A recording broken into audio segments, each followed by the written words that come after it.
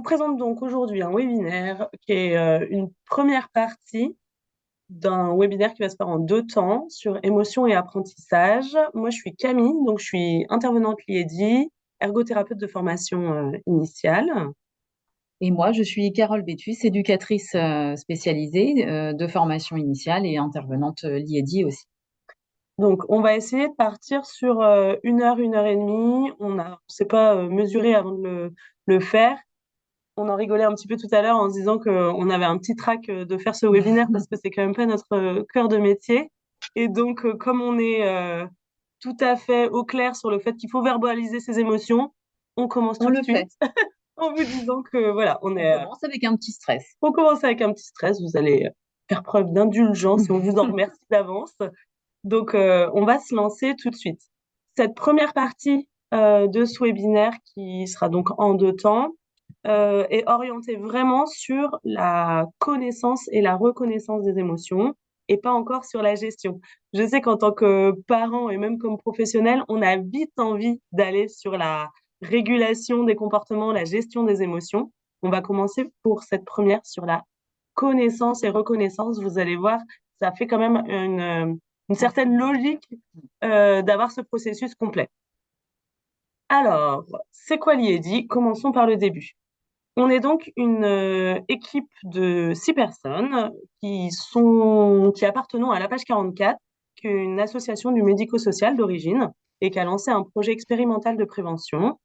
L'idée, c'est d'intervenir auprès des enfants de maternelle, on va dire de 3 à 7 ans, donc maternelle et jusqu'à CP, pendant 3 ans dans tous leurs lieux de vie, donc dans les écoles, mais aussi dans leur quartier, au domicile si nécessaire, si l'occasion se présente. Nos deux grands piliers chez l'IEDI, c'est donc d'être dans le renforcement du langage et des compétences psychosociales pour rendre les enfants le plus disponibles possible aux apprentissages. Donc, la totalité des actions qu'on propose, qu'ils soient en direct auprès des enfants, auprès des parents ou ensemble, parents, enfants ou auprès des partenaires, c'est vraiment toujours avec ces deux grands piliers qui sont le langage et les compétences psychosociales. Et après ça, on peut aborder vraiment énormément de thèmes autour de la vie des enfants. Ça peut être autour de l'alimentation, le sommeil, le jeu, plein de sujets de vie quotidienne et de parentalité qui nous traversent un peu tous quand on côtoie des enfants de cet âge-là. Donc, sur cette petite photo, vous voyez Elisabeth, qui est notre responsable projet, mais qui est intervenante l'IEDI aussi, Carole et moi qui sommes ici, Flore, qui est aussi éducatrice spécialisée, Aurélie, qui est orthophoniste, et Pauline, qui est psychomotricienne. L'idée, c'est que nous, on a ces casquettes-là, ces bagages-là de nos formations initiales, mais on intervient toutes dans tous les types d'actions liées en tant qu'intervenante, sans forcément utiliser notre formation initiale, notre expertise, on va dire, d'éducatrice ou de rééducateur. Disons que c'est pas notre porte d'entrée, mais par contre, évidemment qu'on s'en sert parce que c'est intrinsèque aussi. En fait, hein, on peut donner des conseils par rapport à ce qu'on connaît et notre expérience.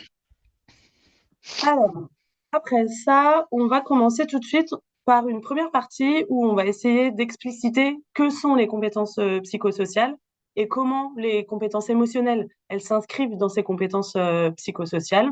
C'est un peu un gros mot, les compétences psychosociales, qu'on emploie beaucoup aujourd'hui, qui sont davantage reconnues et pour lesquelles, en fait, au niveau de la santé publique nationale et internationale, évidemment, il y a vraiment un enjeu car on sait que ces compétences-là, finalement, sont un peu le socle qui va permettre de la disponibilité aux apprentissages, mais aussi de la prévention des risques de comportements problématiques un petit peu plus tard dans la vie. Donc, en gros, ces compétences, c'est des capacités psychiques qui sont reliées entre elles, qui accompagnent évidemment l'enfant, mais l'adulte pendant toute sa vie. Et donc, on sait que le développement des compétences psychosociales commence dès le plus jeune âge, vraiment dès tout petit, mais on a vraiment des leviers pour pouvoir améliorer les compétences psychosociales des enfants, mais des grands enfants, des ados et des adultes. Et nous, en tant qu'adultes qui interagissons avec des enfants, en tant que parents, en tant que professionnels, on a vraiment aussi une mission de bosser sur nos propres compétences psychosociales afin de permettre un environnement porteur aussi et de modèles, entre guillemets, pour les enfants.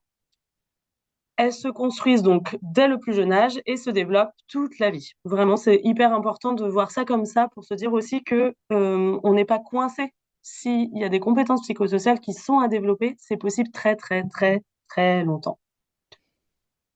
Hop, ça, c'est des grosses définitions, vraiment pas très digestes, mais on les a mises quand même parce que vous allez pouvoir les avoir.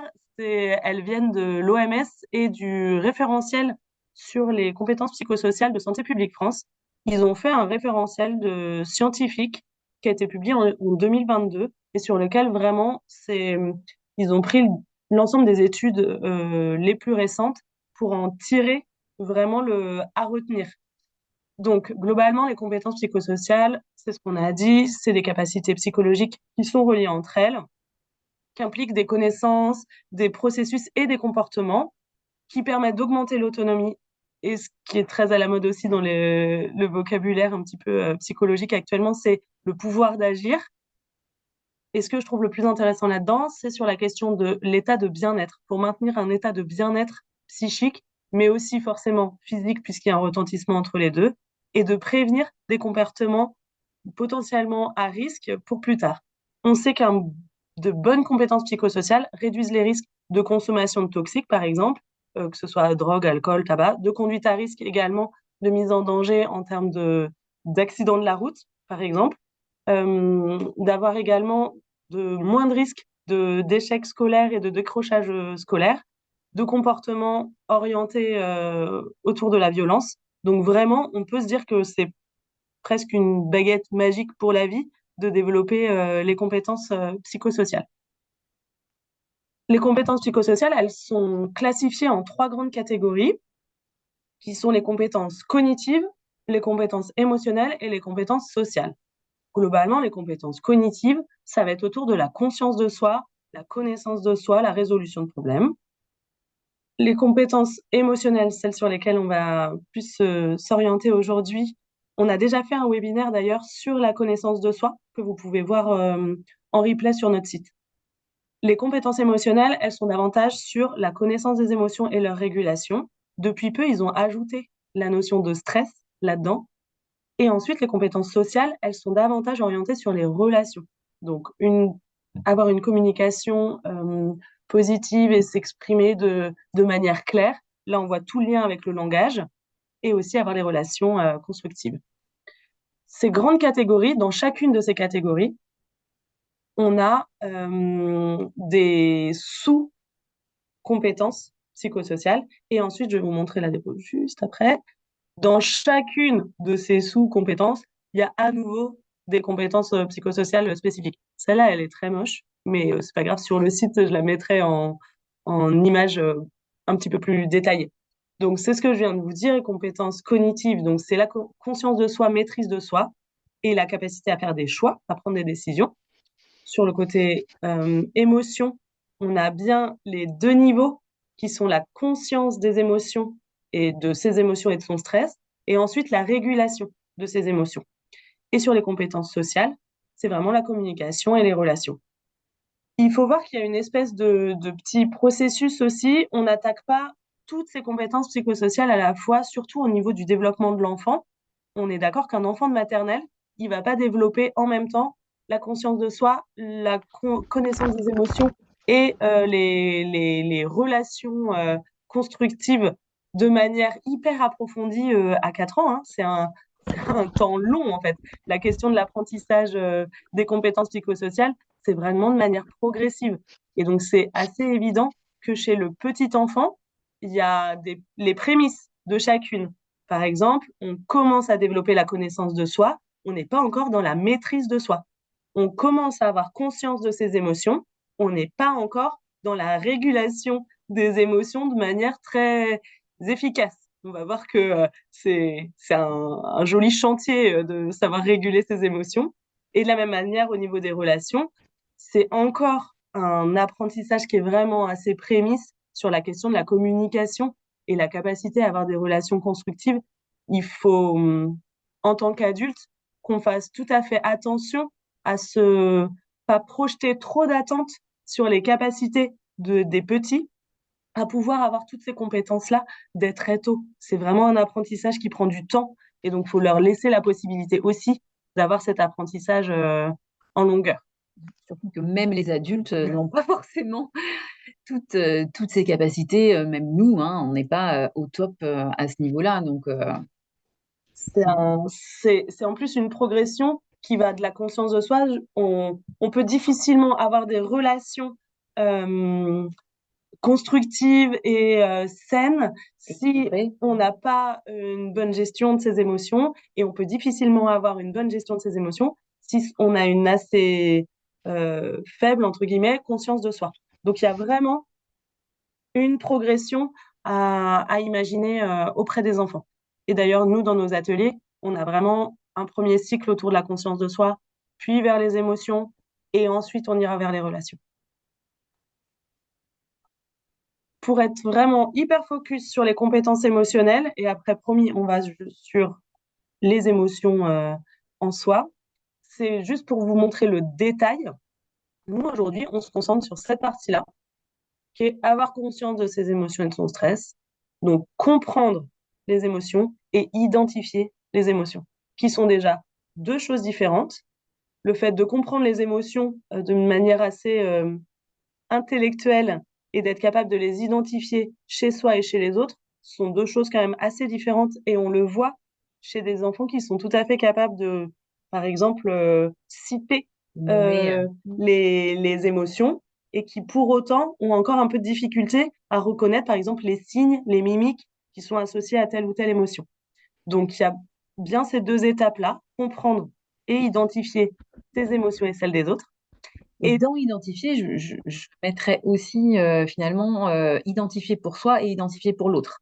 Parce que l'enfant est quand même, quand il est tout petit, pas encore tourné vers l'autre, peut être auto-centré et pouvoir reconnaître que là, il est en colère ou là, il est triste, mais pas le reconnaître forcément chez l'autre. Ça s'apprend aussi. Ou en tout cas avoir des confusions, parfois avoir une analyse qui est un petit peu mélangée, de pas trop savoir si c'est de la colère ou de la tristesse que ressent celui qui est en face de lui, par exemple. Et donc, pas de frustration, il y aura un deuxième webinaire autour de la régulation des émotions. On a eu des questions en amont sur le stress, par exemple, sur la gestion du stress pour les enfants. C'est quelque chose qui apparaît un petit peu plus tard pour les un petit peu plus grands, bien qu'il y a des enfants de maternelle qui vivent des situations de stress qui vont pas forcément nommer comme ça et que nous, on nomme pas toujours comme ça non plus. La gestion du stress, on va plutôt l'avoir également dans la question de la régulation des émotions sur le deuxième webinaire. On y va. Qu'est-ce qu'une émotion? J'ai juste mis le logo de promotion santé Pays de la Loire parce que toute l'équipe Liesi a été formée aux compétences psychosociales grâce à eux. Et donc, il y a beaucoup de choses en termes théoriques et même d'exemples. Nous, on va venir soutenir avec beaucoup d'exemples, mais en tout cas sur la partie théorique qui vient de promotion santé. Donc voilà, je préfère citer nos sources aussi. Donc l'émotion, c'est une réaction spontanée et soudaine de notre organisme à une situation particulière. Ça entraîne des sensations corporelles, donc le cœur qui s'accélère, la chaleur, on peut avoir froid selon les émotions qu'on ressent, des pensées dans notre esprit, j'y arriverai pas, c'est trop compliqué, ça m'énerve, j'ai peur, voilà, des comportements spécifiques, par exemple l'envie de partir, l'envie de fuir, de se replier ou encore de frapper, voilà. On peut dire que l'émotion, en fait, elle dure quelques secondes, ce qui la différencie du sentiment qui s'installe dans le temps, le sentiment. Et donc, le fait que ça dure que quelques secondes, dans notre journée, on vit tout un tas d'émotions. Et d'ailleurs, c'est important de proposer aux enfants, lorsqu'ils parlent d'émotions, comment tu te sens à ce moment-là. Parce qu'en fait, dans une journée, il y a énormément de variations d'émotions. Et c'est normal de passer de l'une à l'autre. Les émotions de base sont, on les connaît tous, la joie, la tristesse, la peur, la colère, la surprise et le dégoût. Elles ont différentes intensités. Et ça, les degrés d'intensité, c'est important de pouvoir aider l'enfant à verbaliser aussi les nuances qu'on repère. Parce qu'on peut être extrêmement en colère mais aussi un petit peu agacé. Et c'est important que l'enfant puisse nuancer aussi ce qu'il ressent. Et parfois, il y a des combinaisons aussi entre la tristesse et la colère. On peut avoir un mélange des deux. On peut avoir deux émotions aussi. C'est tout à fait OK. On sait que ça, c'est les 6 émotions de base. On sait aussi qu'il y a des émotions qui sont plus élaborées, on va dire, et que nous, on peut avoir, par exemple, la honte, la fierté, la mélancolie, qui sont des nuances ou des combinaisons, finalement, de ces émotions, de base. Alors, au niveau des sensations corporelles, c'est très intéressant aussi de nommer auprès de l'enfant, et d'ailleurs, on peut faire le parallèle, nommer ce qu'on ressent nous, ce qu'on voit en fait de nous dans notre corps. Par exemple, quand on est en contact avec la joie, on se sent léger ou alors on se sent excité parce qu'on est très, très heureux. On a le cœur qui bat vite, tout un tas d'éléments comme ça. C'est important de les nommer pour que l'enfant puisse repérer aussi. Ok, oui, moi aussi, j'ai mon cœur qui bat très, très vite. Alors, ça peut être quand je suis heureux, mais ça peut être aussi quand je suis en colère. Et ça permet d'affiner aussi petit à petit. Par exemple, je vais donner l'exemple du mal de ventre, qui est souvent chez les enfants quand ils vont à l'école un petit peu plus, quand ils sont un peu plus grands. Le mal de ventre peut revenir très facilement. Le mal de ventre, il peut être lié à une gastro, simplement, hein, et puis il peut être lié aussi finalement à un stress et lui permettre de repérer dans son ventre où est-ce que ça se situe. Eh bien, ça peut permettre à l'enfant de se dire, bah là, ok, ce matin, en fait, je sens que c'est le stress en fait qui s'exprime et je suis pas forcément malade.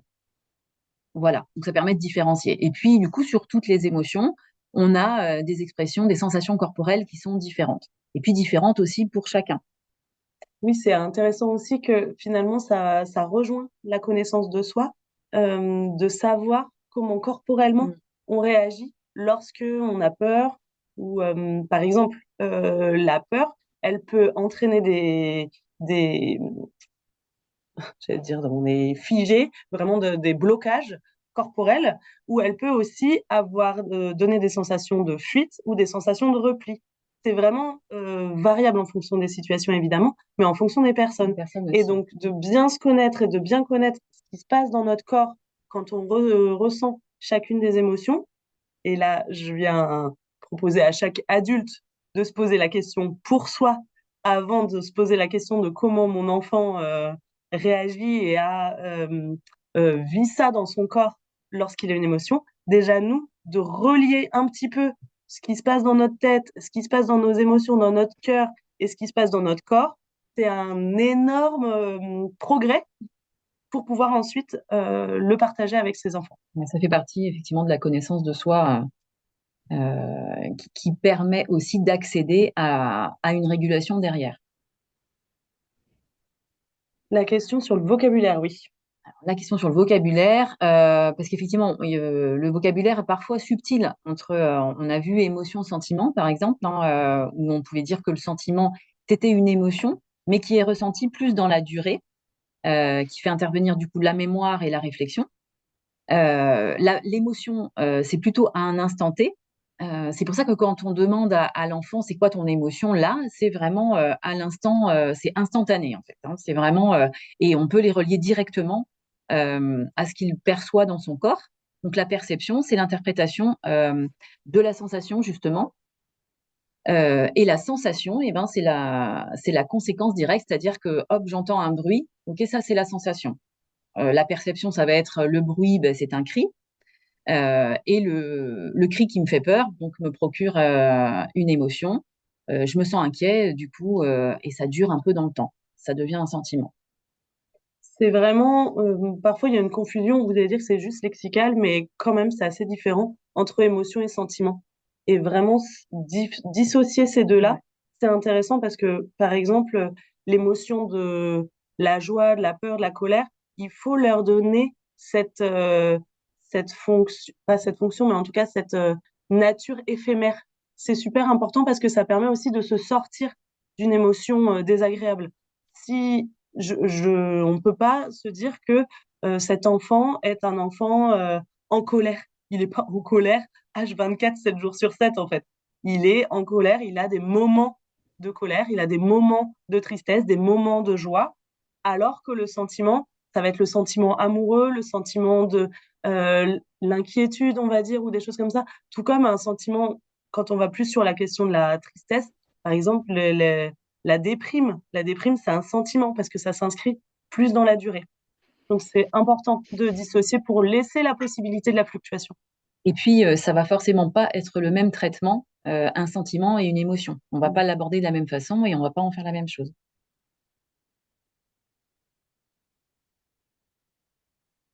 Alors, Alors, à quoi ça sert? Nos émotions, vraiment, la vie est bien faite, hein, ça commence par une fonction de messager. C'est-à-dire que quand on ressent quelque chose, une émotion, elle vient nous dire que, elle vient nous donner un message. Euh, et c'est là où c'est vraiment important de la reconnaître, cette émotion, parce que sinon on passe à côté du message. C'est la même chose pour l'enfant, en fait, hein, quand on vient pas l'aider à reconnaître ce qui se passe et quel message elle vient dire, l'émotion que lui, il ressent, on passe à côté du message. Et là, du coup, l'émotion peut devenir un sentiment qui s'installe dans la journée. Et dans la journée, il peut avoir du coup une réaction, euh, pleurer plus facilement ou se mettre en colère plus facilement. Finalement, c'est cette émotion du matin qui n'a pas été traitée, entre guillemets, et qui ressort dans la journée. Ça reste une fragilité. Quand on a été chercher quel message vient nous dire cette émotion, on vient apaiser quelque chose. les émotions, elles ont aussi une fonction de stimulateur. On pense par exemple à des émotions comme la joie ou la colère, qui sont plus des émotions qui vont être entraînées de l'action, plus que des émotions comme la tristesse qui entraîne plus un repli ou en tout cas un affaissement. Euh, le stimulateur, c'est de se dire, en fait, parfois ça donne envie de passer à l'action. Et c'est pour ça que nous, on a tendance à ne pas parler d'émotions positives ou négatives, parce que finalement, cette fonction de messager, même si c'est une émotion désagréable, bah, le message qu'elle nous envoie est important et c'est très utile. Et la fonction de stimulateur, la colère, par exemple, c'est un très grand stimulateur. C'est quelque chose qui permet parfois de passer à l'action, parce que nous, en tant qu'adultes, si j'ai de la colère vis-à-vis de quelque chose que je trouve injuste et qui me donne envie d'agir, bah, heureusement finalement que parfois on a de la colère qui nous pousse à agir pour, euh, pour défendre la veuve et l'opprimé. J'exagère, mais en fait, c'est vraiment cette idée de passage à l'action qui est aussi quelque chose de porteur, qui n'est pas forcément quelque chose à freiner. La peur est un bon exemple aussi pour ça, parce qu'effectivement, quand on a peur, ça nous pousse à agir. Alors, on est d'accord qu'on peut aussi être sidéré, mais malgré tout, on peut quand même, hein, quand on a peur, justement, euh, ces sentiments, ces sensations corporelles nous amènent à agir, par exemple à fuir en courant, ou à crier, ou à, peu importe, pleurer, se défendre, etc. Mais c'est un bon stimulateur. Oui, et puis finalement, si on cumule la fonction de messager et la fonction de stimulateur, on reçoit un message, par exemple la peur typiquement, on reçoit un message de danger, et en fait, ça nous pousse à agir pour nous protéger. Et finalement, bah, c'est un côté très animal de notre cerveau, mais qui nous permet d'éviter le danger. Alors, l'émotion, elle a aussi une fonction d'équilibre intérieur, hein, et d'ajustement à l'environnement. C'est-à-dire que c'est pour réguler aussi ce qui se passe à l'intérieur de soi. C'est-à-dire que s'il y a quelque chose qui ne va pas, l'émotion s'exprime et elle vient permettre à la personne de réagir et du coup de redonner un équilibre. Voilà, si j'ai peur et que du coup, pour enlever cette peur, il va falloir que j'agis et ça s'apaise. Et ça nous permet aussi de nous ajuster à l'environnement. Hum, On va ajouter quelque chose sur non, c'est que j'entends le. Si vous avez besoin, quoi, envie, besoin d'intervenir, n'hésitez pas. La quatrième, elle signale les événements qui sont signifiants pour l'individu. Cette phrase-là, il faut faire le lien avec sa propre expérience. Lorsqu'on ressent une émotion forte, ça montre aussi que c'est un moment, c'est un événement qui a particulièrement du sens ou qui va particulièrement nous marquer au cours de notre vie. Et on peut le regarder chez nos enfants. Bon, à 3, 4, 5 ans, il y a encore beaucoup de débordements émotionnels pour des choses qui parfois nous paraissent un petit peu exagérées. Mais on peut se dire aussi que quand l'émotion est forte, c'est aussi parce qu'il y avait beaucoup de sens derrière cet événement ou que c'était quelque chose qui était très important pour l'enfant. Et donc faire ce lien finalement entre l'événement et la puissance de l'émotion, en tout cas chez les adultes, c'est assez marquant. Et dans le même sens un petit peu que la fonction de messager ou de stimulateur, les émotions, elles nous aident à prendre des décisions, à faire des choix. Si je me sens pas, je me sens pas à l'aise dans mes sensations corporelles et intellectuellement dans mes pensées avec telle ou telle personne, je vais peut-être faire le choix aussi de me tourner vers d'autres personnes et d'aller vers d'autres relations. Si une situation me met particulièrement en colère, soit ça va me pousser à faire le choix d'agir contre cette situation, ou au contraire de faire le choix de fuir cette situation parce qu'en fait, elle me provoque une émotion qui est trop désagréable. Donc finalement, comparé à une espèce de sentiment plus neutre, lorsqu'on ressent des émotions, ça nous permet quand même d'orienter nos décisions. En tant qu'adulte, on arrive à réguler, normalement, on arrive à réguler davantage nos comportements et notre ajustement. notre ajustement à ces émotions-là. Et donc, en fait, on n'est pas obligé de passer par des débordements émotionnels, bien que ça nous arrive encore. Euh, on peut se dire que justement, comme on va pas forcément vers des débordements émotionnels, on peut analyser le fait qu'on ressente telle ou telle émotion et faire des choix aussi en conséquence. Donc, ces émotions, elles jouent un rôle dans les mécanismes d'apprentissage parce que, effectivement, pour être disponible aux apprentissages, l'enfant a besoin d'évacuer ce qui se passe pour lui. On le remarque, hein, un enfant qui arrive le matin avec une émotion forte, il a vécu quelque chose avant d'arriver à la maison, d'arriver à l'école, pardon, et en arrivant à l'école, il arrive avec ça. Si cette émotion n'est pas accueillie, elle reste en suspens. Elle reste en suspens et du coup, elle l'empêche d'être disponible aux apprentissages. Clairement, ça prend pas beaucoup de temps. On prend 2 minutes, on accueille l'émotion, on voit justement quel message elle veut nous montrer et puis derrière, au moins pour l'enfant, il a été entendu. L'émotion, elle est posée, elle est apaisée et il peut être disponible aux apprentissages. Parce qu'on sait que justement, le gros lien entre émotion et apprentissage, c'est que lorsqu'on doit mettre en place des processus de mémorisation, de concentration et avant ça même de motivation, il faut être dans une espèce de disponibilité mentale et psychique et donc avoir des sensations corporelles et des pensées qui sont plutôt orientées vers ces processus-là. Si on est dans à chaque fois, je vous propose de faire le lien avec votre propre expérience. Si je suis moi dans une émotion qui va plutôt être de l'ordre de la tristesse ou en tout cas de l'inquiétude, quelque chose comme ça, quand je suis au travail, je suis moins disponible aux discussions de mes collègues, je suis moins disponible pour créer ou innover ou développer des choses parce que finalement, j'ai une tendance, je rumine. L'expression de ruminer, je rumine une émotion qui va être un peu désagréable et que je n'aurais pas réussi à traiter. Pour les enfants, c'est la même chose en pire parce que moi, je peux, en tant qu'adulte, m'auto-réguler et me dire, OK, mets ça de côté et reconcentre-toi sur pourquoi tu es là. Un enfant, même assez tardivement, il peut être coincé en fait dans son émotion qui va lui procurer des sensations désagréables. Comme disait Carole tout à l'heure, je me sens pas bien, j'ai mal au ventre. Parfois, on se dit genre, mais qu'est-ce qu'il a? Il est pas bien, il se sent pas bien, il est peut-être un peu malade.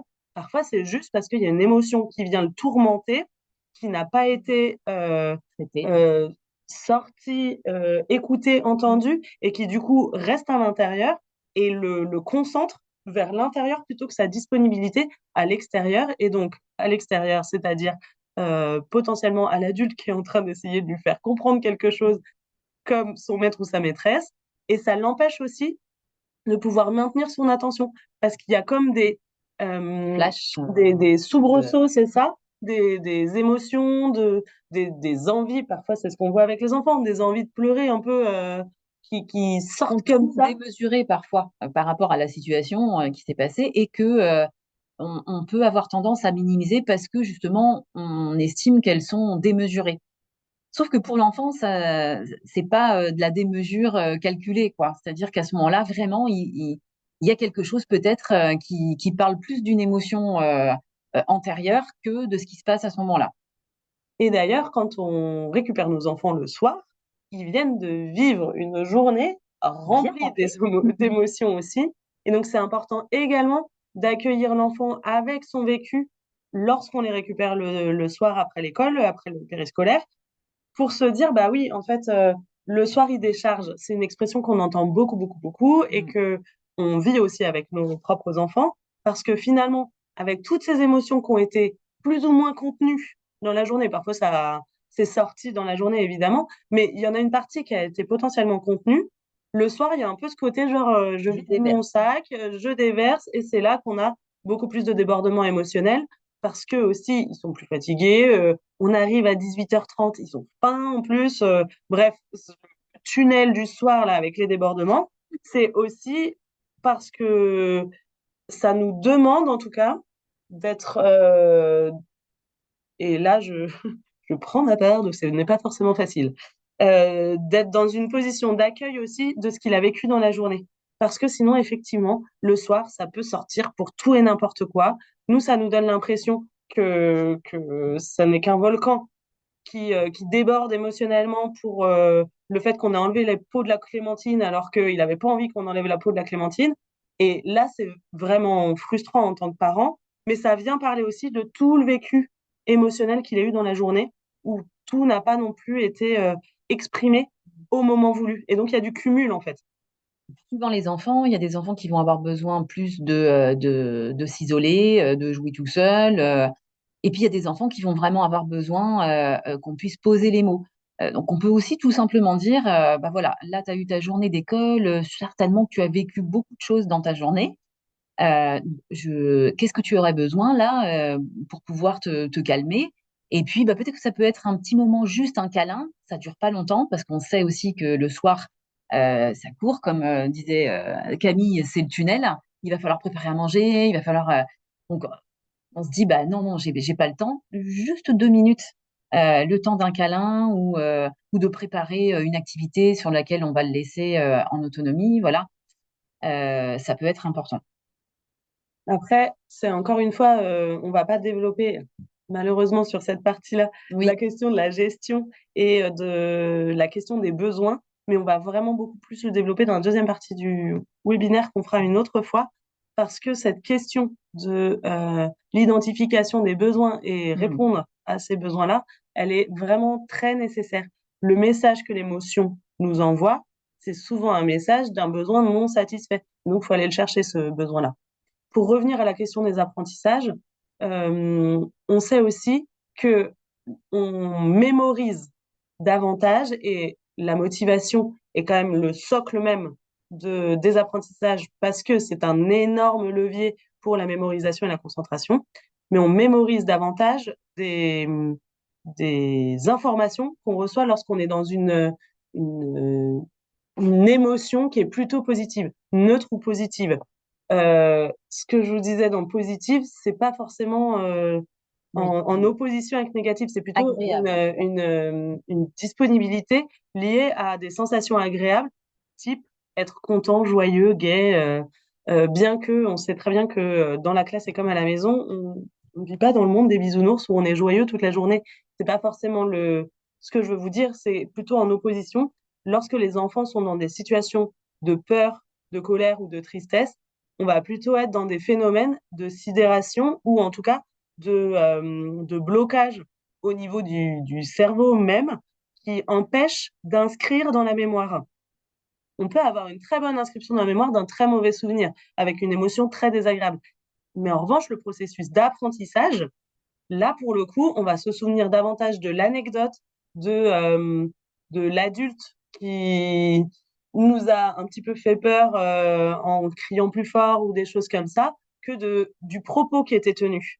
Donc, en fait, ce processus de mémorisation, il est bien meilleur lorsque les enfants sont dans des, dans des émotions qui sont plus agréables. Ça paraît évident, mais en fait, pas tant. Parfois, on ne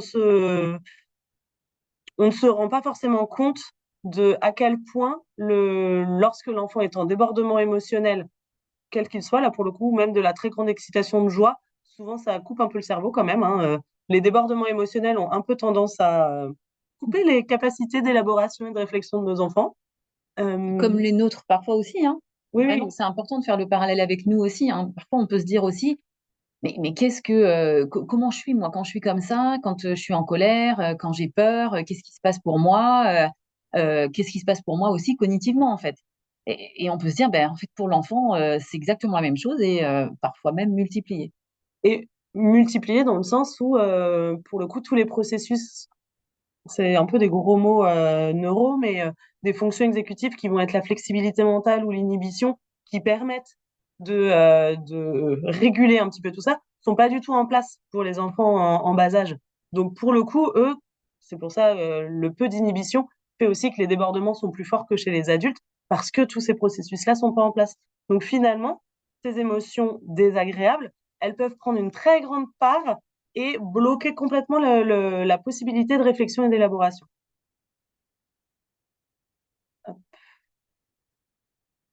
Alors, allons-y. Comment on peut Comment, les aider? comment je peux aider mon enfant à mieux connaître et reconnaître les émotions? Donc déjà, je le questionne sur ses sensations corporelles. On a vu ça tout à l'heure, hein, les sensations corporelles, on avait plein de détails. On peut lui poser des questions par rapport à ce qu'on connaît de soi, ce qu'on a pu repérer chez soi, et puis lui demander s'il y a autre chose. Et puis on nomme en fait les parties du corps. Par exemple, bah, là, ton cœur, il se situe ici. Est-ce que tu sens qu'il bat très fort? Est-ce que tu as chaud à l'intérieur ou est-ce que tu as froid? Est-ce que tu sens tes joues chauffées? Est-ce que tu sens tes poils s'hérisser? On peut poser pas mal de questions pour l'aider à verbaliser. Et puis, verbaliser des sensations qui sont agréables ou désagréables. Comme disait Camille tout à l'heure, on ne parle pas d'émotions positives ou négatives, parce qu'en fait, elles sont toutes utiles, elles nous servent à quelque chose. Et, et le fait de les nommer comme des émotions négatives, parfois, parce que c'est souvent ce qui peut se faire, ça veut dire qu'il ne faudrait pas être en colère. Ça sous-entend que la colère, par exemple, hein, parce que c'est souvent celle qu'on nomme comme une émotion négative, eh ben, il faudrait pas y être, c'est pas bien, il faut surtout pas être en colère. Sauf qu'en fait, on a bien vu auparavant qu'elle était nécessaire, cette émotion aussi pour prendre des décisions et faire des choix. Sur la question des sensations corporelles, il y a aussi la question du tonus. Enfin, est-ce que tu te sens tendu? Est-ce que tu as l'impression Oui, plutôt de te sentir tout mou, tout vide, ou plutôt tendu? Parce que parfois, les enfants attribuent, par exemple, je pleure ou l'autre pleure, et donc il est triste. Sauf que parfois, on pleure de colère ou on pleure de joie. Et la question du tonus corporel, de se sentir tendu ou plutôt tout mou, tout vide, peut faire la différence entre je pleure en étant complètement vidé, qui va plutôt être de l'ordre de la tristesse, et je pleure en étant une boule de nerfs, qui va plutôt être de l'ordre de la colère. C'est important aussi d'être sur différents panels de sensations. C'est pour ça qu'on vous a mis pas mal d'exemples sur celle avec les petites bulles là, parce que, youp, il y a l'autre écran qui s'éteint, parce que ça peut être la question de la température, de la tension, de, comme tu disais, les poils qui s'hérissent ou les sueurs, les battements du cœur, les sensations de nœuds au ventre ou dans la gorge, à quel niveau les choses se situent. C'est hyper important de pouvoir analyser ça, sachant que parfois, les enfants, au moment où ils le vivent, la euh, verbalisation n'est pas forcément possible à ce moment-là. parce que là, on est Oui. dans l'expression pure et sauvage de l'émotion. J'ai des petits Oui, flashbacks là. on en a tous certainement. Et donc, de l'expression pure de l'émotion, c'est pas toujours le moment où l'enfant peut verbaliser. Comme je disais, si on est arrivé à un niveau haut d'émotion, souvent ça coupe un petit peu le cerveau. Et donc là, c'est difficile d'élaborer, d'être dans l'analyse et tout ça. Mais c'est là tout notre pouvoir de désamorcer, c'est de voir quand ça commence à monter, de pouvoir faire exprimer l'enfant de où est-ce qu'il ressent les choses pour identifier l'émotion. Et donc, on verra une autre fois. Mais comment on peut aussi faire redescendre avant que ça monte trop haut. Et puis une fois que c'est arrivé trop haut, parce que voilà, évidemment que ça va très haut parfois, là aussi, ça dépend de l'enfant. L'enfant peut avoir besoin vraiment d'être isolé pour vivre sa colère et puis se débattre, ou alors il peut aussi avoir besoin parfois d'être contenu. Donc on peut le prendre dans nos bras et puis le contenir et puis il se calme dans nos bras. Mais ça peut aussi ne pas correspondre à tous les enfants. Et dans une fratrie, on peut avoir Des comportements et des profils complètement différents. différents là-dessus, Ouais. sur les besoins de réconfort même pendant l'explosion, ou au contraire, surtout ne pas toucher corporellement Mm. à l'enfant, sinon c'est encore pire. Donc là, sur la verbalisation de l'émotion, justement, ça va être à la fois l'aider, ce qu'on a vu juste avant, à identifier les sensations corporelles. Et donc, nous, on a quand même une analyse un petit peu plus fine que lui des émotions. Donc, on peut mener l'enquête avec lui de quelle émotion il peut ressentir à ce moment-là. Est-ce que tu es fâché, en colère? Est-ce que tu as peut-être eu peur? Est-ce que tu as été surprise? Tu ne t'attendais pas à ça? Et on peut formuler aussi pour donner vraiment notre impression. J'ai l'impression que tu es contrarié. Je vois que là, tu es en train de te renfermer. J'ai l'impression que tu es contrarié. Est-ce que tu veux qu'on en parle? Blablabla. Là, on va sur la résolution. Mais de verbaliser ce qu'on voit sur lui et ce que ça nous fait analyser comme éventuelle émotion, c'est très important de passer par le vocabulaire. Et finalement, ce que disait Carole tout à l'heure, c'est aussi accueillir les émotions, quelles qu'elles soient. Il y a pas genre, bah non, vous voyez, on peut avoir tendance à être dans le ne sois pas triste ou bah non, ne te mets pas en colère. Moi, ce que j'ai tendance à dire chez moi, je vais vous le dire tout de suite, c'est genre, tu as le droit d'être en colère, mais par contre, c'est interdit les mouvements, quoi, les gestes brusques. Petite petite madame qui a tendance à aller vite sur les gestes brusques, c'est OK, tu as le droit d'être en colère. Mais en fait, moi, je t'autorise pas à avoir des gestes brusques. Tu peux pas taper ta sœur, tu peux pas taper papa ou maman. Et en fait, d'être vraiment dans le OK, OK pour la colère, OK pour la tristesse, OK pour l'émotion que tu veux. Mais par contre, c'est pas possible. C'est plutôt sur les comportements qu'on peut autoriser ou non. Mais finalement, l'émotion, on, Elle est on... intrinsèque de toute façon. Elle n'a pas à être autorisée ou pas autorisée au final. c'est ça, elle est Elle a là. à être reçue, elle est là. Elle est là. Et ce qui peut être intéressant, c'est de nommer pour l'enfant, qui parfois n'arrive pas forcément à identifier, et puis de lui demander confirmation. Est-ce que c'est bien ça que tu ressens? Ou est-ce que c'est bien de la colère que tu ressens? Parce que là, par contre, il va pouvoir confirmer ah, non, non, c'est pas de la colère. Ou alors, ah, ben, c'est peut-être de la tristesse alors. Et oui, peut-être c'est plus de la tristesse. Ça peut être important aussi de venir demander à l'enfant de confirmer si ce qu'on a l'impression qu'il ressent est bien ça. Sachant que, encore une fois, c'est le fruit d'un apprentissage. Et donc, parfois, ils savent pas ce qu'ils ressentent. Alors, oui, tout à fait, aussi. On- J'ai l'impression de... Je vous raconte ma vie. Euh, j'ai une de mes filles, par exemple, à cause du graphe, au livre La couleur des émotions, parfois elle dit qu'elle est barbouillée. Parce qu'en fait, elle n'arrive pas à savoir ce qui lui arrive. Je vous montrerai tout à l'heure cette page-là. Elle n'arrive pas à dire ce qui lui arrive. Elle a l'impression qu'il y a plein de trucs à la fois qui se mélangent Dans dans son ses corps. émotions. En fait, elle se dit genre, je sais pas, mais là, en fait, je suis toute barbouillée. Et en fait, parce que effectivement, je pense qu'elle est à la fois en colère et triste en même temps. Et qu'elle sait pas trop quoi faire avec ça. Donc, nous, notre rôle en tant qu'adulte, en tant que parent, c'est d'écouter si on peut, sans interrompre, parce que parfois ils ont besoin de lâcher et blablabla, blablabla. C'est pas forcément très construit comme discours, hein, mais parfois ils ont besoin de juste déverser ce qu'ils ressentent.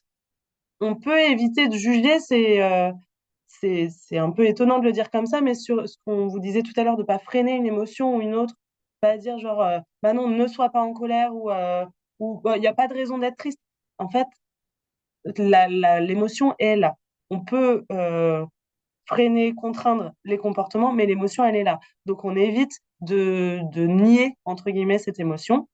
Et on n'est pas obligé d'être tout de suite dans la recherche de solutions.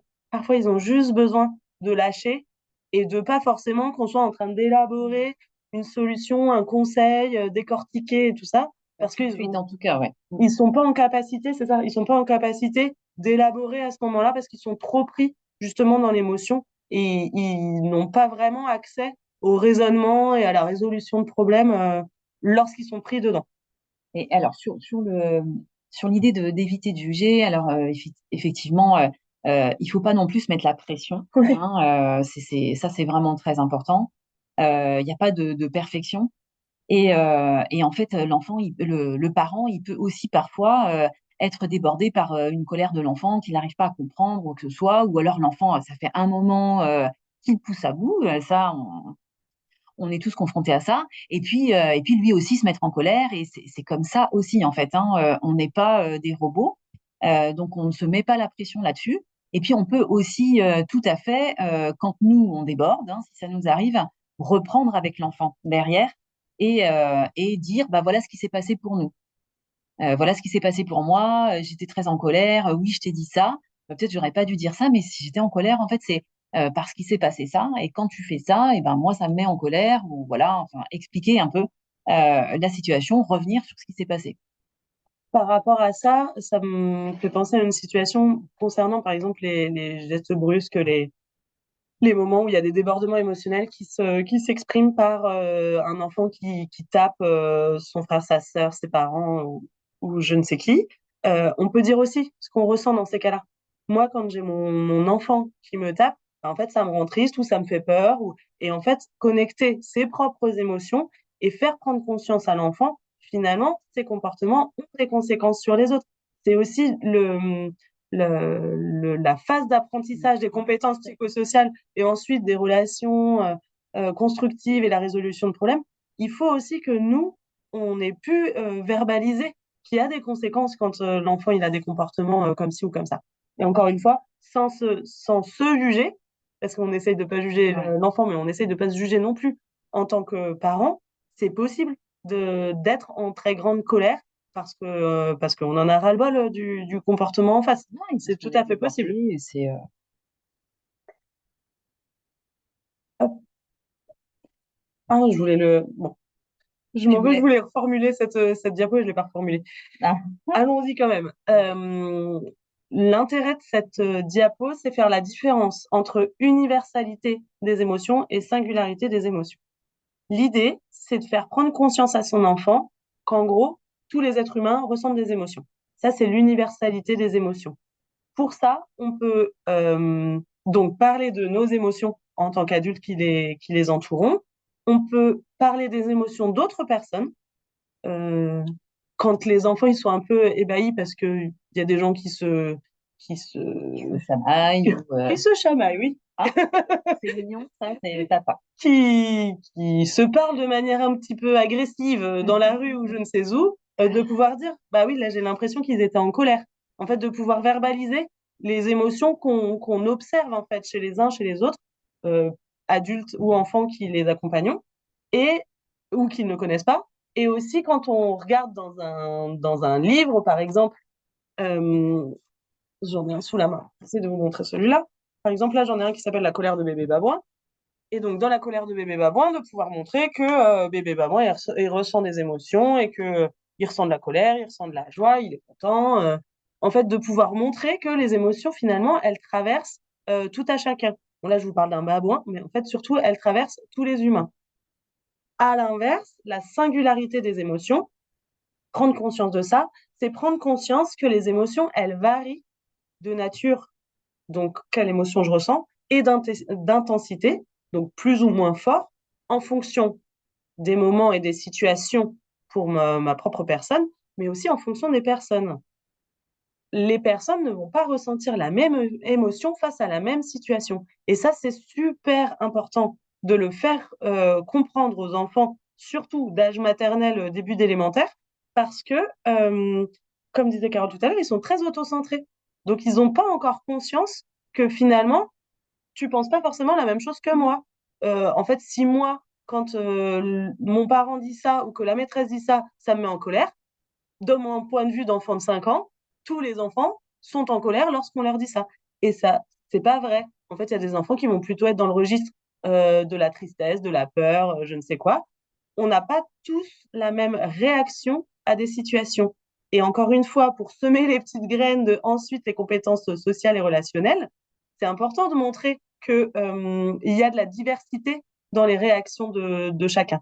Bah, ça permet de se différencier aussi, qui est le processus de développement de l'enfant aussi. Et donc, ce que je voulais vous dire sur J'utilise des livres, c'est que c'est vraiment un média, un outil qui est hyper riche, d'autant que depuis quelques années, on peut dire que les rayons sur les émotions se développent énormément. Et donc, d'utiliser soit des livres autour de, ça c'est vraiment hein, pour les tout petits, mes petites émotions, un livre qui va vraiment être presque documentaire sur les émotions, avec la présentation de chacune des émotions, qu'est-ce qui se passe sur le visage et tout ça à ce moment-là. Mais ça peut être aussi des histoires dans laquelle bah, le fameux bébé babouin, Scolaire aussi. hop, une grosse colère dont je suis pas forcément hyper fan parce qu'il peut faire un petit peu peur aux enfants aussi ce gros monstre de grosse colère. Mais en tout cas, ça c'est carrément une histoire qui existe d'ailleurs en court métrage aussi que vous pouvez montrer à vos enfants en court métrage. Mais en tout cas, là c'est une histoire dans laquelle la colère apparaît et Elle est personnifiée, en fait, la colère dans le livre. Mais après, en fait, dans tout le cheminement du livre, l'enfant peut aussi s'identifier au petit garçon.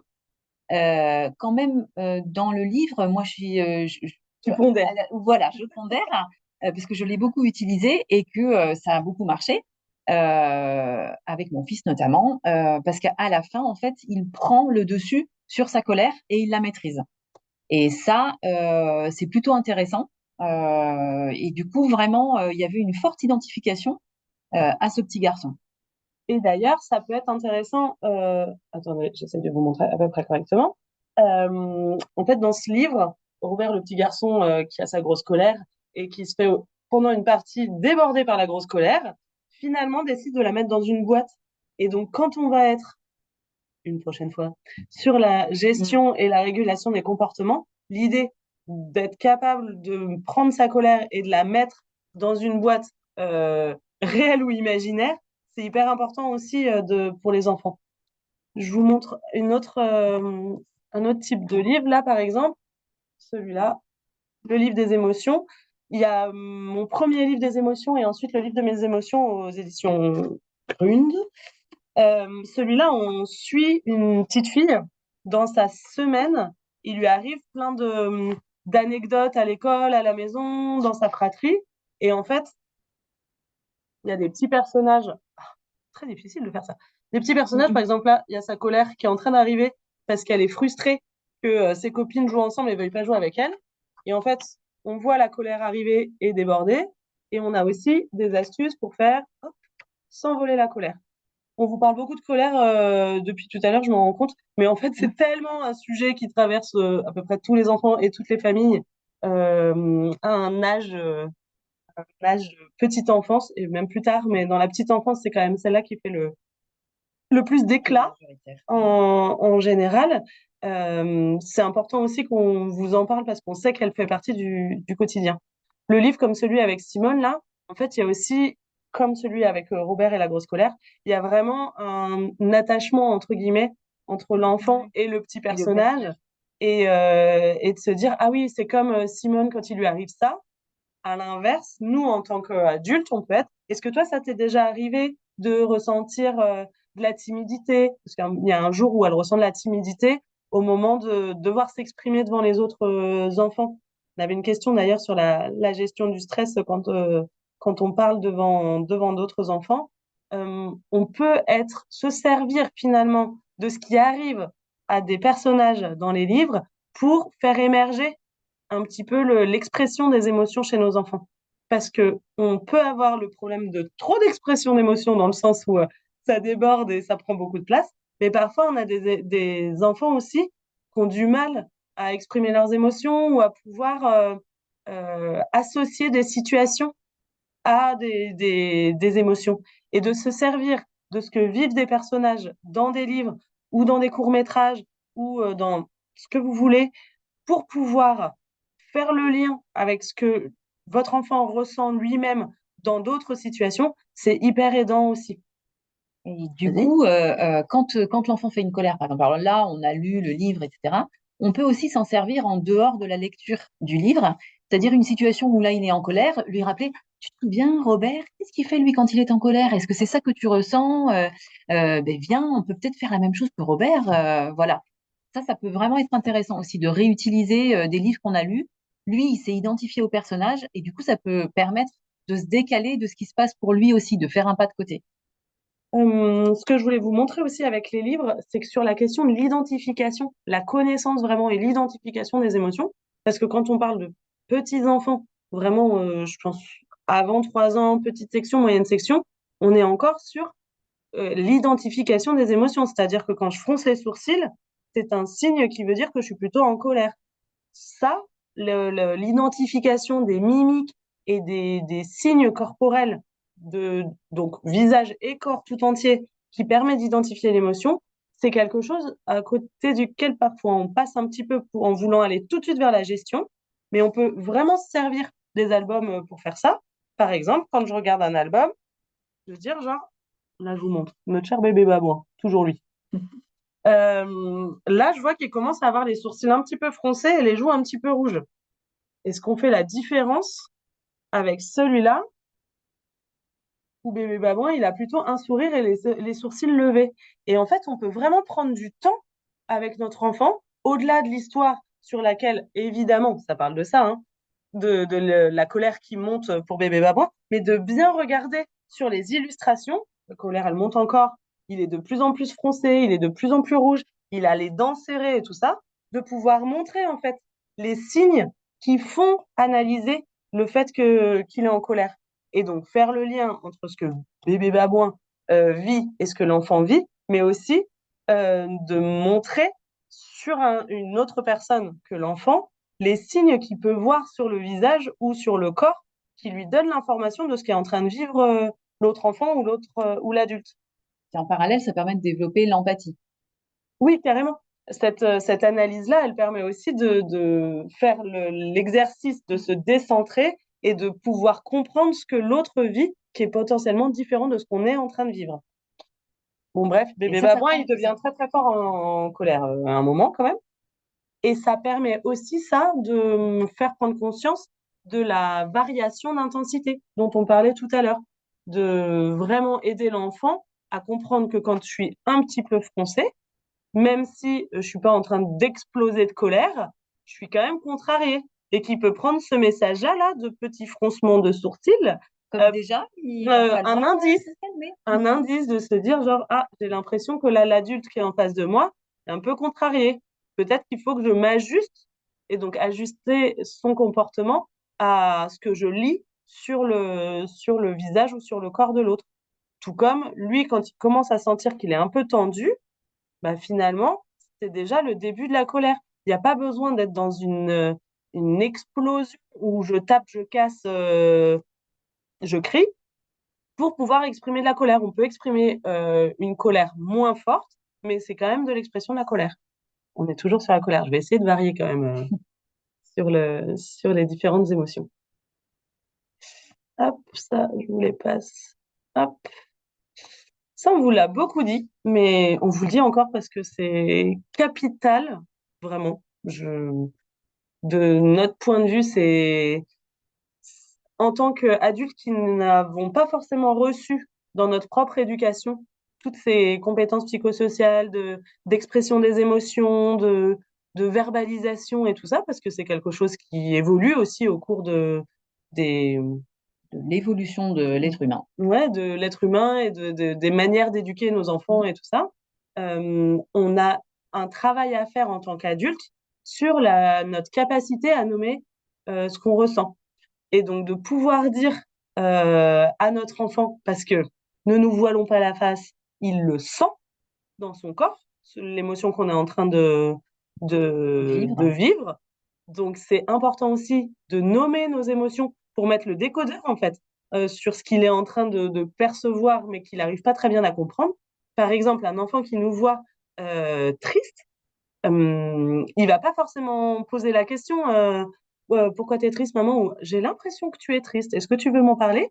Donc, ils n'ont pas forcément ce niveau-là, mais pour autant, nos petites éponges émotionnelles, là, il va le ressentir dans son corps. Et donc, nous, de pouvoir dire, j'ai appris une mauvaise nouvelle, je suis triste maintenant, mais en gros, c'est mon émotion, ne t'inquiète pas, Je vais le faire. je vais la gérer et ça va aller mieux.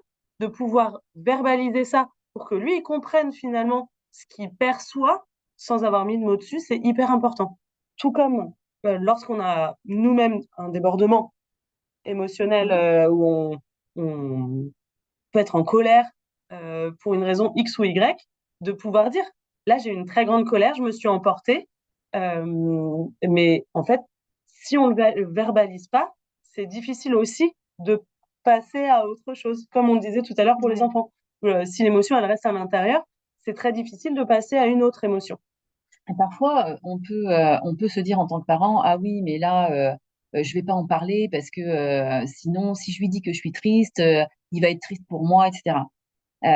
Mais en fait, non, pas du tout. C'est-à-dire que l'enfant, il va de toute façon capter, entre guillemets, les sensations que les parents ressentent.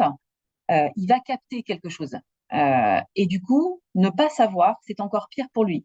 C'est-à-dire que ça peut être, il peut s'imaginer des choses complètement différentes de ce qui se passe pour nous. Le fait de venir nommer, ça l'apaise. Par contre, l'important, c'est de le détacher de la gestion de cette émotion-là. C'est-à-dire que, oui, ok, je suis triste en ce moment, mais je suis adulte et puis je m'en occupe. T'inquiète pas, toi, tu peux continuer ta petite vie. Voilà. Mais sache que en ce moment, effectivement, maman ou papa vit un petit moment difficile. Hum, et ce qu'on a mis juste après, là, le fait d'accepter d'être parfois impuissant face au vécu de son enfant, c'est super important aussi.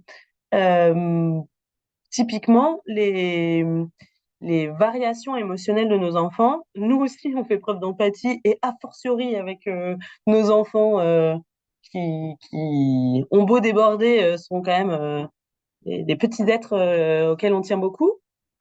Parfois, c'est très difficile aussi de se dire, genre, là, je le trouve, quoi, il est super triste parce que il s'est passé quelque chose avec les copains ou je ne sais quoi, et je sais pas comment le consoler, comment le réconforter. En fait, parfois, on est un peu impuissant face à ça, et accepter d'être impuissant, c'est super important de juste dire, genre, écoute, je suis là, si tu as besoin, si là, tu as peut-être besoin d'être tout seul, mais en fait, si à un moment, tu as besoin d'être avec moi, je serai là, de juste transmettre le fait qu'on est disponible et que bah, peut-être qu'à ce moment-là, c'est pas ça dont il a besoin, mais que nous, on est disponible.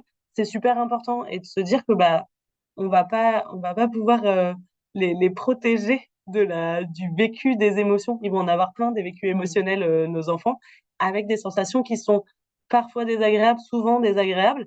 Ben, en fait, on peut pas les protéger de ça et parfois on est impuissant du fait qu'ils vivent ça et ça nous rend triste aussi de les voir tristes, mais en tout cas, de se rendre disponible pour répondre à leurs besoins, c'est peut-être sur ça où nous, on peut avoir un petit peu de pouvoir, entre guillemets, mais en tout cas d'action. On peut aussi dire à l'enfant, parfois on peut être un petit peu déboussolé par une émotion qui arrive, on ne sait pas trop quoi en faire, on se sent impuissant. On peut aussi dire à l'enfant, bah, écoute, là, je ne sais pas ce qui se passe pour toi, c'est flou aussi pour toi. Moi, j'arrive pas là à trouver une façon de t'aider, mais par contre, je vais y réfléchir. Parce que ça peut aussi, il peut se dire, ah bah ok, on prend en compte que là, ça va pas. Et puis, ben, on a le droit aussi de différer, nous, hein, et puis de se dire, bon, ok, je vais en parler, par exemple, avec mon mari ou avec ma femme, et puis on va essayer de trouver une solution pour toi. Oui, et puis en fait, je trouve que c'est très intéressant la question de différer parce que on n'a pas de baguette magique en fait.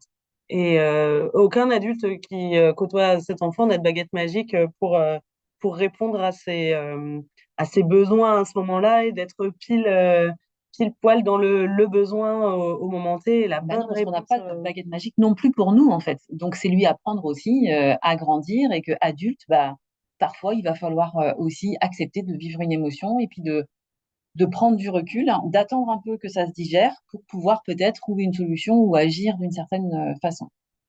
Oui, et puis d'être capable aussi de parfois être dans la recherche de solutions et de pas l'avoir de manière immédiate. Dire en fait, faut qu'on élabore ensemble pour trouver une solution. Euh, La question du vocabulaire. Depuis tout à l'heure, on vous dit que c'est important d'aider son enfant à prendre conscience des variations autour de la nature des émotions, de la variation d'intensité également, pour lui permettre aussi d'avoir une analyse de plus en plus fine, hein, en laissant toute la progressivité dans l'apprentissage, mais pour avoir une analyse de plus en plus fine de ce qu'il ressent et de ce que ressentent les autres.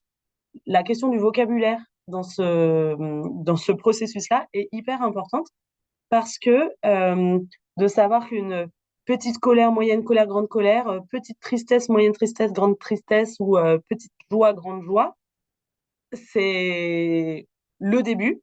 Et après, si on met des mots pour essayer justement de varier un petit peu ce qui se passe en soi, c'est super intéressant pour lui. Ça lui permettra de vivre des nuances aussi. De pas être seulement dans genre, soit je suis rien, soit je suis super excitée, soit je suis neutre, soit je suis désespérée. En fait, d'avoir la possibilité de cette variation dans les nuances. Et puis, ça permet aussi finalement de répondre de manière plus ajustée et plus adaptée à ce qui se passe pour nous. Parce que quand on est effrayé, on va pas prendre la même décision que quand on est juste inquiet. Donc, ça affine aussi la réponse à l'émotion qui s'exprime. Et puis, faites l'expérience, vous aussi, en tant qu'adulte. Moi, j'ai pu le faire, mais je trouve trop tardivement, mais je l'ai fait quand même, de prendre des listes. Donc là, on vous a communiqué là, des listes. Par exemple, quand on est en colère, on peut être contrarié, embêté, etc. Et puis, ça monte jusqu'à exploser de colère, excédé. Et parfois de lire une liste de mots. Alors évidemment, les enfants ne feront pas ça, mais pour vous-même expérimenter le fait de lire une liste quand vous ressentez par exemple de la tristesse ou de la colère, lisez la liste et puis dites-vous ah, qu'est-ce qui me parle le plus en fait? Est-ce que je me sens plutôt énervée ou plutôt contrariée, plutôt ça nuance ce qu'on vit et quand on tombe sur le mot qui correspond vraiment à ce qu'on vit, il y a quelque chose qui s'apaise. Et ça, essayez de l'expérimenter. Vous allez voir, c'est assez intéressant. Et comme ça, vous pourrez aussi vous dire, OK, en fait, ce que je ressens là, en fait, ça m'apaise. Si j'arrive à trouver le mot qui correspond plus à ce que vit mon enfant, il se passera la même chose pour lui, en fait. Sachant que, évidemment, tout ça, c'est la question de l'enrichissement du vocabulaire de manière générale. On avait une question préalable au webinaire sur le rapport entre le développement du langage et la gestion des émotions. Clairement, quand la seule expression possible de ce qu'on ressent passe par le corps, comme un enfant qui n'a pas encore de langage parlé, ça va sur plus de boxe. J'exagère, mais il y a quand même, il y a quand même beaucoup le corps qui s'exprime et donc on va plus vers des pleurs, vers des gestes, vers des choses qui vont être plus intenses d'un point de vue corporel. Évidemment, l'apparition du langage déjà permet en général petit à petit, hein, c'est pas genre il acquiert le début du langage et il y a plus de débordement, c'est pas le sujet, mais en tout cas, on peut aller plus facilement sur de la résolution de problèmes avant que ça déborde. Par exemple, que l'enfant puisse dire qu'il n'est pas content, c'est hyper important de dire genre je suis pas content. Nous, en tant qu'adultes, on voit que là, il commence à se fâcher un petit peu. On propose que les deux frères jouent à des jeux différents. Genre, bah, là, en fait, ça commence à devenir difficile entre vous. Toi, tu vas faire plutôt les Lego et toi, tu vas plutôt faire tel truc. On va vous séparer, c'est pas une punition, hein, mais faire un petit peu des choses séparées parce que là, ça commence à devenir difficile entre vous. Nous, on est aussi un petit peu plus alerte. On n'est pas obligé d'attendre le moment où ça s'exprime par le corps pour voir les choses arriver. Mais évidemment, il y a aussi un lien avec l'âge. C'est-à-dire qu'un enfant de 4 ans, de 5 ans, il a beau avoir du vocabulaire. Ce que je disais tout à l'heure sur la question de l'apprentissage qui est assez long, des compétences psychosociales et des fonctions exécutives qui servent à réguler aussi avec l'inhibition, avec la flexibilité mentale. En fait, ça, c'est un apprentissage. Et finalement, on ne peut pas, nos attentes d'adultes vis-à-vis d'enfants jeunes, il faut qu'on fasse très attention à ça. À la fois on se projette sur ah moi aussi je ressens ça, et à la fois ça ça ne ça ne doit pas être une projection directe, parce qu'en fait un enfant de 4 ou 5 ans il n'a pas les mêmes capacités que nous de régulation.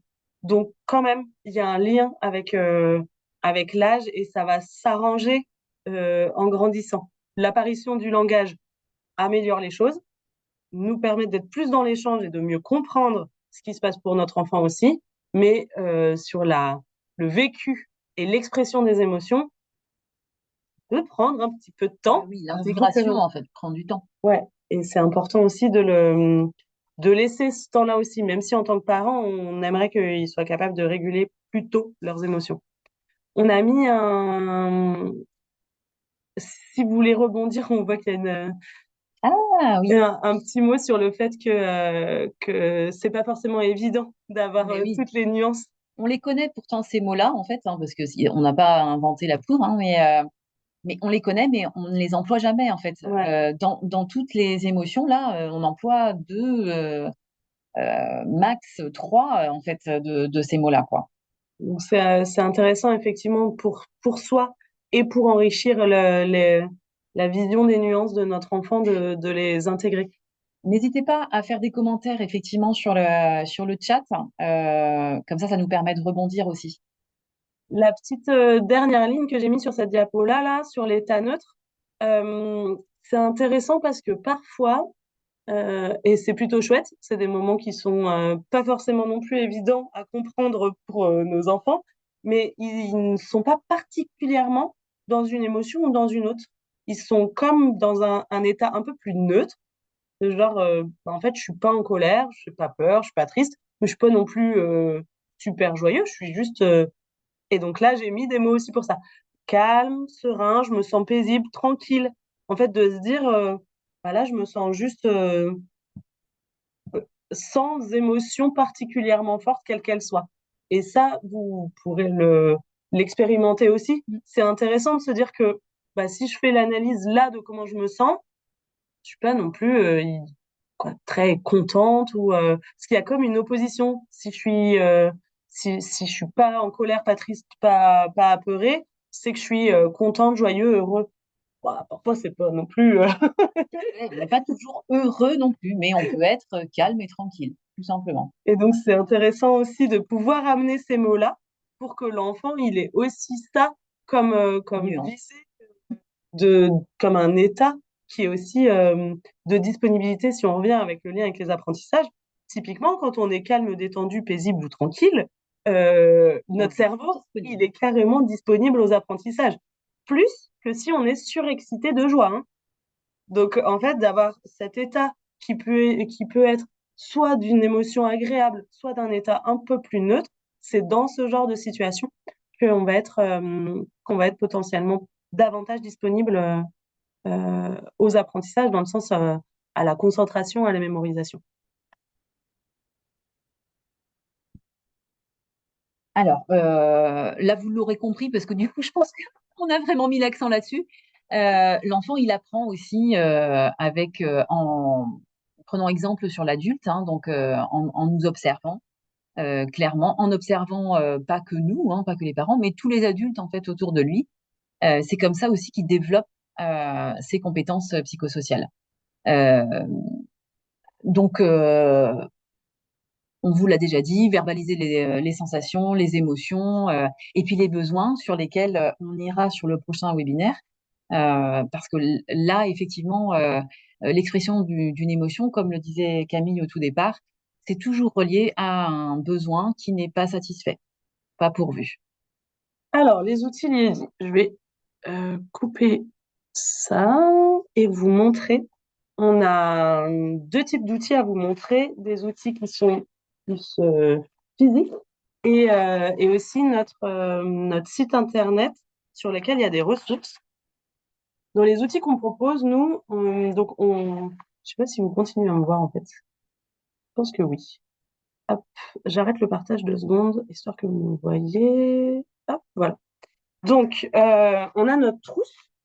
Ça, les trousses, on les distribue dans les écoles ou dans les quartiers où on intervient. Donc, pour les mamans qui nous croisent dans les écoles ou dans les quartiers, n'hésitez pas à nous en demander. On a fait une trousse émotion. Si je peux rassurer celles qui ne sont pas dans nos quartiers, tout est en libre sur notre site internet et il faut les imprimer, mais tout est en libre sur notre site internet. Dedans, on a mis pas mal d'activités différentes.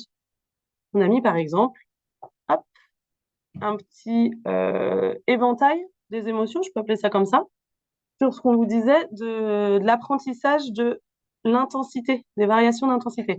Donc, on a mis comme émotion 5 émotions seulement. On n'a pas mis la surprise parce que c'est pas très évident pour les enfants de dire bah là je suis surpris et de pointer la surprise sur un éventail.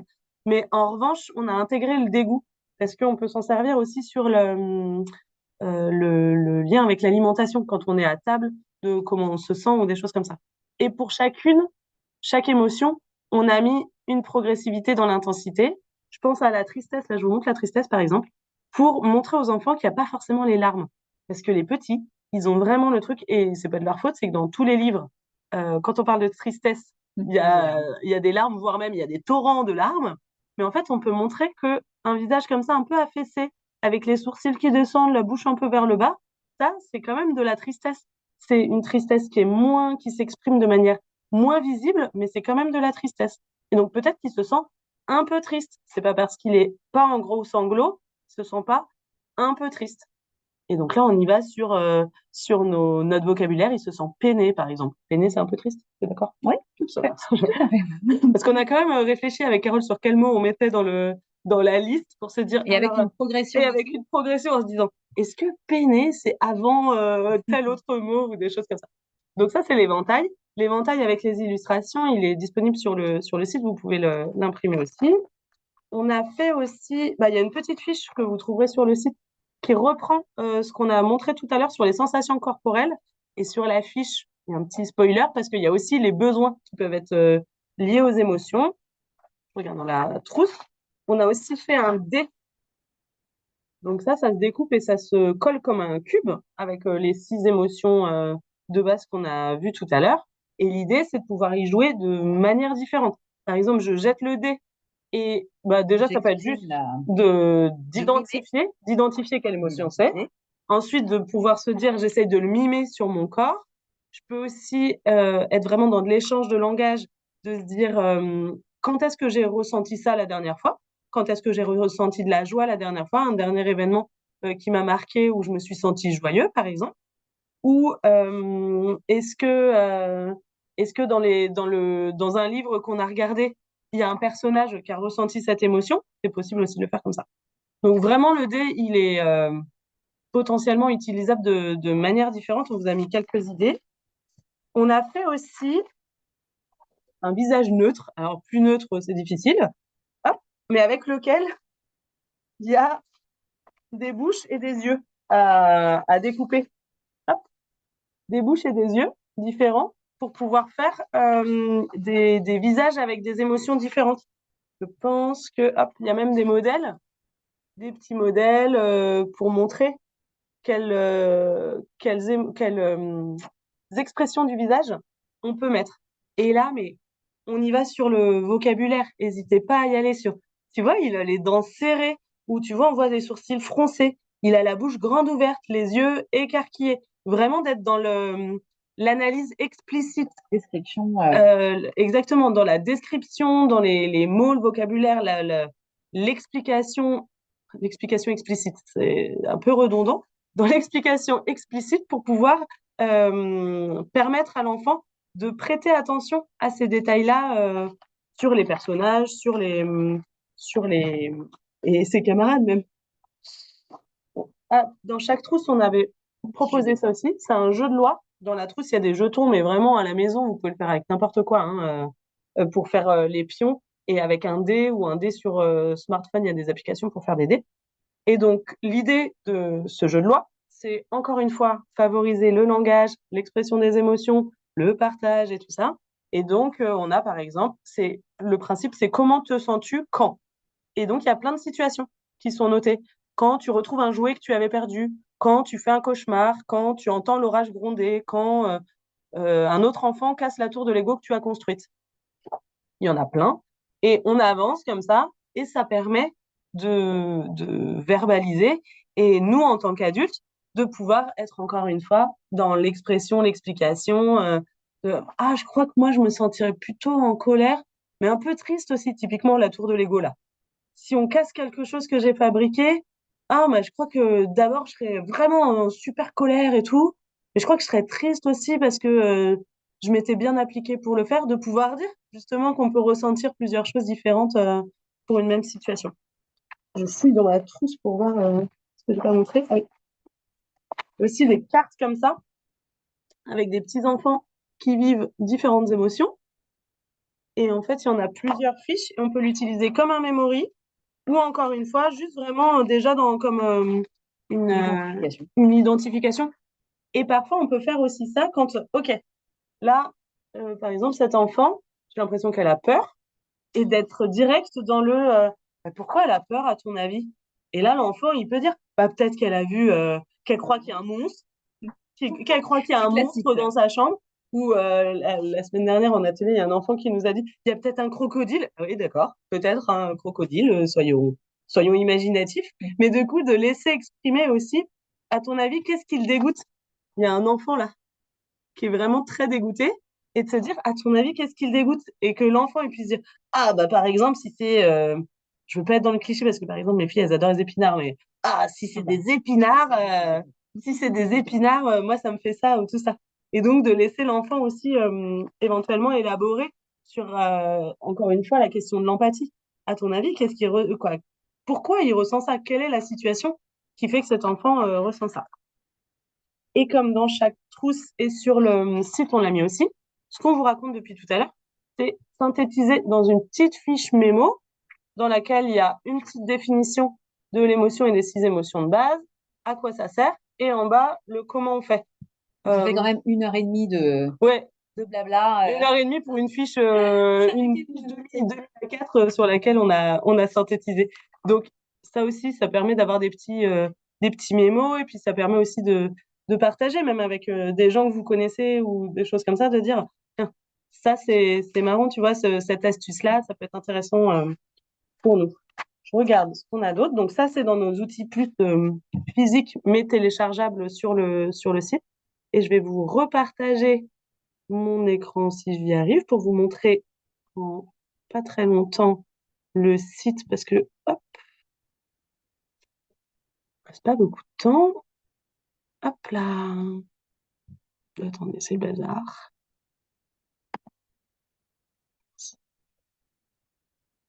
Et j'arrive pas à l'ouvrir si la barre est dessus.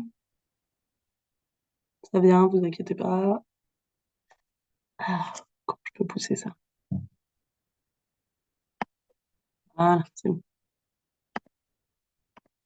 Le site de l'IEDI. Donc le site de l'IEDI, c'est liedi.org. Et il y a un petit module qui reste sur la droite, après que vous pouvez fermer tout de suite, mais qui permet une traduction de tout le site en de nombreuses langues, et aussi des adaptations d'affichage. S'il y a besoin si vous avez besoin d'adaptation du type grossissement ou changer les contrastes ou des choses comme ça, on a essayé de le rendre le plus accessible possible. La manière dont il est structuré, ce site, c'est que on a ces 3 premiers boutons qui sont vraiment découvrir, qui va être sur de l'information, c'est tout ce qui a trait à de l'information. Faire, c'est des idées d'activité. Et lire et dire, je vais vous le montrer tout de suite, c'est ce qui a trait au livre et au langage. Donc, dans lire et dire, on a des sélections de livres dans lesquels, à chaque fois, si on clique, parfois je me sens, c'est un livre que j'adore, qui est un peu vintage, mais que j'adore. À chaque fois, on a mis un mini résumé, et on a mis un lien vers l'association des libraires indépendants des Pays de la Loire, si vous vouliez vous le procurer. Et en dessous, à chaque fois, il y a les vidéos et podcasts qui sont concernés. Et donc, je vous montre après, on a une sélection de livres, par exemple. Je reviens dans lire et dire. Donc ça, c'est le bouton lire et dire. Donc il y a des livres. Vous pouvez sélectionner ici le thème, ce que vous voulez, sur lequel vous voulez regarder les livres qu'on a sélectionnés. Connaissance de soi, émotion, diversité, langage, bref. ça va s'enrichir au fur et à mesure, hein. Il est neuf, ce site, donc on avance petit à petit. Mais pour l'instant, il y a quand même pas mal de livres. Et on a fait aussi des vidéos et podcasts liés au langage ou au livre. Et donc, par exemple, j'avais fait une sélection de livres sur la connaissance de soi. Ça dure pas très longtemps, ouais, 8 minutes cette vidéo, où je présente des livres qui sont intéressants pour explorer la connaissance de soi. Flore a fait une vidéo sur des livres sur les émotions, justement. Et il y a un podcast, l'épisode 2 va sortir la semaine prochaine, je pense, sur les bienfaits des livres et de la lecture pour l'enfant. Et la semaine prochaine, c'est comment on fait pour utiliser les livres avec son enfant, qui sont faits par Flore et Aurélie. Je reviens sur la page d'accueil. Donc ça, c'est les 3 boutons de départ, découvrir, faire, lire et dire. Et ensuite, on a des thèmes. Donc par exemple, sur les émotions, on a une page sur laquelle vous avez ce qu'on vient de vous raconter. Qu'est-ce que c'est, à quoi ça sert, comment faire. La fiche mémo que je vous ai montrée tout à l'heure, hop, elle est à télécharger gratuitement ici, et à retenir. Et du coup, vous avez les vidéos et podcasts qui vont avec. Dans les formats qu'on propose pour l'IEDI, il y a donc le site avec des ressources qu'on peut télécharger gratuitement. Hop. Il y a des événements. Donc, par exemple, le webinaire d'aujourd'hui, il s'affiche sur le site. Et par exemple, on a un autre format à distance qui s'appelle le web café qu'on va faire régulièrement. Le web café, c'est un peu différent comme format parce que c'est beaucoup plus dans l'échange. C'est plus petit groupe aussi. C'est, je crois, cinq parents maxi avec 1 ou 2 intervenants liés. Et en gros, vous pouvez poser vos questions en amont ou au début du web café et être vraiment dans le, pour le coup, c'est pas enregistré, il n'y a pas de replay et tout ça. Et donc, D'accord, d'être oui. dans D'accord. l'échange par exemple, j'ai, j'ai des jumeaux et l'un qui a plutôt la tendance à être dans de la violence physique avec son frère. Je sais pas trop comment faire l'un avec l'autre. Et donc, d'être vraiment dans des échanges, on essaye de réfléchir à potentiellement qu'est-ce qui se passe, qu'est-ce qui déclenche ça, comment on pourrait faire, essayer de trouver des solutions, des outils. Donc là, on est davantage dans les situations un petit peu plus individuelles, on va dire. Et sur vraiment de questions-réponses et pas du tout l'aspect un peu théorique qu'on vous a présenté aujourd'hui. Donc ça, des webcafés, on va essayer d'en faire régulièrement. On en a déjà fait sur le langage. Par exemple, si vous avez des questions sur le développement du langage de votre enfant, sur le rapport à la langue maternelle, si votre langue maternelle ou celle de l'autre parent est pas le français, bref, plein de choses. Il y en a un sur le thème du langage qui va venir régulièrement et celui sur le thème des émotions qui va venir régulièrement aussi, parce qu'on sait que c'est les questionnements des parents. Les dernières actus, bah, les fameuses trousses. Et là, c'est toutes les dernières vidéos et podcasts. Donc, les sélections de livres, les replays de webinaires, les podcasts. Hop, à propos.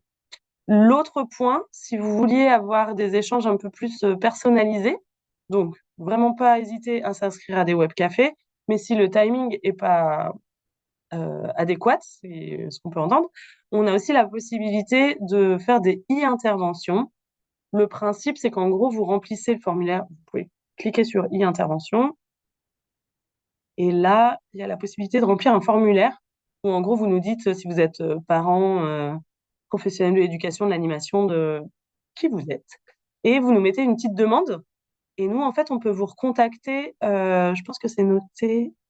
Hop là. On peut vous recontacter par téléphone ou par email et avoir un échange. L'idée, c'est pas de faire un accompagnement à distance pendant 10 séances, mais d'avoir un échange soit visio, soit téléphone pour partager autour de la situation, d'une situation qui vous pose question, besoin de conseils pour des sujets assez vastes. Parce que là, on parle des émotions, mais nous, la question du langage est tout à fait, c'est tout à fait partie des sujets qu'on peut aborder, mais aussi au niveau de la vie quotidienne, autour de l'alimentation, la découverte de nouveaux aliments. On sait que c'est quelque chose qui pose beaucoup de questions, la question des jeux à la maison, la question de l'endormissement, du sommeil, des réveils nocturnes.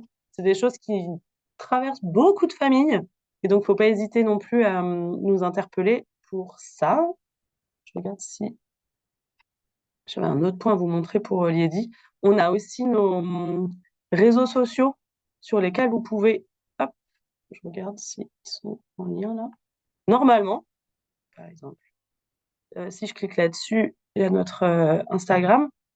On a sur nos réseaux sociaux, c'est là-dessus que vous verrez aussi les nouveaux événements auxquels on participe, soit auxquels on participe en vrai à Nantes, soit auxquels on va. Pourquoi ça ne s'ouvre pas? Soit auxquels on va participer en ligne. Donc, soit webinaire, soit webcafé. Ça ne marche pas du tout. Là. J'essaie de vous montrer, mais c'est pas très grave. Je crois que le dernier webinaire, j'ai essayé aussi et ça n'avait pas voulu s'ouvrir. Bon, Zoom ne veut pas que j'ouvre Instagram en direct de notre webinaire. Non, ça veut pas. Vous pourrez aller explorer, mais en tout cas sur Instagram, c'est li.e.di et sur Facebook, je pense que c'est li.e.di aussi avec ET. Voilà, je pense qu'on a fait à peu près le tour. On a fait pile poil 1 heure et demie, donc bien joué. Bravo. N'hésitez pas à nous mettre des petits messages si vous voulez sur le chat. N'hésitez pas à nous suivre sur les fameux réseaux sociaux pour pouvoir aussi nous envoyer des messages. On peut aussi vous répondre là-dessus. Vous pouvez nous envoyer des messages sur le formulaire de contact du site ou via l'onglet e-intervention si vous voudriez qu'on échange en direct.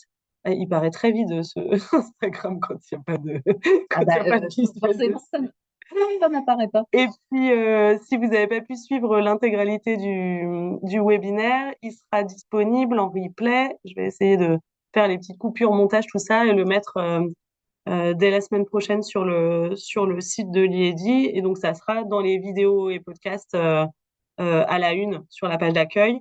Et aussi dans le thème émotion, il y aura la vidéo replay du webinaire. Voilà. Merci Carole. Merci Camille.